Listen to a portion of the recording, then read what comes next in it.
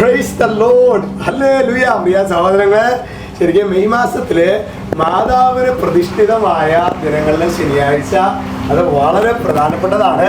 അമ്മയോട് ചേർന്ന് ഏറ്റവും ചുരുങ്ങിയത് ഒരു സമ്പൂർണ്ണ ജപമാല നമ്മൾ ചൊല്ലാനായിട്ട് പരിശ്രമിക്കണം കേട്ടോ. ഹല്ലേലൂയ. ഇന്ന് നമ്മൾ ധ്യാനിക്കുന്നത് റോമർക്ക് എഴുതിയ ലേഖനത്തിൽ 14:13 അവിടെ വചനം പറയാണ്, തന്മൂലം മേലിൽ നമുക്ക് പരസ്പരം വിധിക്കാതിരിക്കാം. ഒരുപക്ഷെ നമുക്ക് ഏറ്റവും ബുദ്ധിമുട്ടുള്ള ഒരു കാര്യമാണ് ഈ വിധിക്കാതിരിക്കുക. എന്താ വിധിക്കാതിരിക്കുക? കുറ്റം പറയാതിരിക്കാം. അല്ലെങ്കിൽ ശരിക്ക് നീ ശരിയല്ല, അല്ലെങ്കിൽ നമ്മൾ ശരിക്കും ഒരുമിച്ച് കുടുംബം ഒരു 4 പേരുടെ എന്നാലും ആള് ശരിയല്ല കേട്ടോ, എന്നാലും നമ്മുടെ മുഖ്യമന്ത്രി ശരിയല്ല, എന്നാലും നമ്മുടെ പ്രധാനമന്ത്രി ശരിയല്ല, എന്നാലും നമ്മുടെ വികാരിയച്ഛൻ ശരിയല്ല, എന്നാലും നമ്മളുടെ ഹെഡ്മാഡ് ശരിയല്ല, എന്നാലും നമ്മുടെ എൻ്റെ സഹോദരങ്ങളെ എത്ര ഇനി ആരാ ശരി? ഞാൻ ഞാൻ ഞാൻ ഞാൻ ഈ ഞാൻ അവസാനിക്കാത്തിടത്തോളം കാലം പ്രിയ സഹോദരങ്ങളെ നമ്മൾ രക്ഷപ്പെടില്ല. അതാണ് വചനം പറയുന്നത്. ഇനി ഇതിൻ്റെ ഒരു എക്സ്പ്രഷൻ ആവശ്യമില്ലല്ലോ. തന്മൂലം മേലിൽ നമുക്ക് പരസ്പരം വിധിക്കാതിരിക്കാം. എന്നിട്ട് പറയാണ്, സഹോദരന് ഒരിക്കലും മാർഗ തടസ്സമോ ഇടർച്ചയോ സൃഷ്ടിക്കുകയില്ല എന്ന് നിങ്ങൾ പ്രതിജ്ഞ ചെയ്യുവൻ. അതായത് കൃപ വേണോ സഹോദരന് മാർഗ തടസ്സം എന്നാലൊരു പണി ഞാൻ അവനറിയാതെ നമ്മൾ ഈ പണി കൊടുക്കുന്നതിൽ എക്സ്പെർട്ടുകളാണ് നമ്മൾ. അതായത് ഒരാൾക്ക് ചിന്തിക്കാൻ പോലും പറ്റാത്ത വിധത്തിലാണ് നമ്മൾ പണി കൊടുക്കുന്നത്. സഹോദരൻ, കർത്താവ് നമ്മുടെ ഉള്ളം കാണുന്നവനാണ്.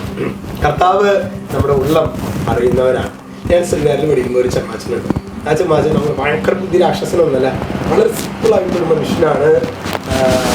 ആ ചമ്മാച്ചനെ കുറിച്ച് അദ്ദേഹം അച്ഛനൊക്കെ ആയി. ഇപ്പോൾ ഞങ്ങളുടെ ഉണ്ടായിരുന്ന ഡ്രൈവറൊന്ന് പുള്ളി പറഞ്ഞൊരു കമൻ്റുണ്ട്, ആ അച്ഛനെ വേണമെങ്കിൽ ആർക്ക് വേണമെങ്കിൽ പറ്റിക്കാം, പക്ഷെ ആ അച്ഛനെ പറ്റിച്ച് കഴിഞ്ഞ് ഗതി പിടിക്കില്ല. കാരണം എന്താണെങ്കിൽ ആ അച്ഛനെ അതിന്റെ വക്രത എന്ന് പറഞ്ഞ അടുത്തോടെ പോയിട്ടില്ല. അതുകൊണ്ട് തന്നെ ആ അച്ഛൻ്റെ കൂടെ കർത്താവുണ്ട്. അച്ഛനെ പറ്റിച്ച് കഴിഞ്ഞാൽ കർത്താവ് അവനെ പ്രിയ സഹോദരൻ ഭയങ്കര പ്രധാനപ്പെട്ട ഒരു കാര്യമാണ്. നമ്മളുടെ ജീവിതത്തിൽ അങ്ങനെ ഒരു പരിധിയിൽ വക്രത ഇങ്ങനെ കാൽക്കുലേറ്റ് ചെയ്തിട്ട് നമ്മൾ ട്രാപ്പ് ചെയ്യാൻ പറയുന്നത് നമ്മൾ, അതായത് ഈശോ ആഗ്രഹിക്കുന്നില്ല നമുക്ക് പരസ്പരം വിധിക്കാതിരിക്കാം. നമുക്ക് ഒരിക്കലും മാർഗതടസ്സമോ ഇടർച്ചയോ സൃഷ്ടിക്കുകയില്ല എന്ന് അതിൻ്റെ നമ്മുടെ ജീവിതത്തിൽ നമ്മുടെ ഏതെങ്കിലുമൊക്കെ രീതിയിൽ അങ്ങനെ ആരെങ്കിലുമൊക്കെ വഞ്ചിക്കാനൊക്കെ ഒരു ഭയങ്കര സിസ്റ്റമാറ്റിക് ഉള്ളിൽ കൂടെ അറിയാം. അതിൻ്റെ കൂടപ്പിറപ്പുകളുടെ കൂടെ ആയിരിക്കും ചിലപ്പോൾ നമ്മളങ്ങനെ കുഴിയിലെത്തുന്ന രീതിയിലൊക്കെ എന്തെങ്കിലുമൊക്കെ ചെയ്യുന്നുണ്ടെങ്കിൽ മാപ്പ് ചോദിക്കണം, നമ്മൾ തെറ്റ് തിരുത്തണം. ഈശോ നമ്മെ സമൃദ്ധമായിട്ട് അനുഗ്രഹിക്കട്ടെ കേട്ടോ.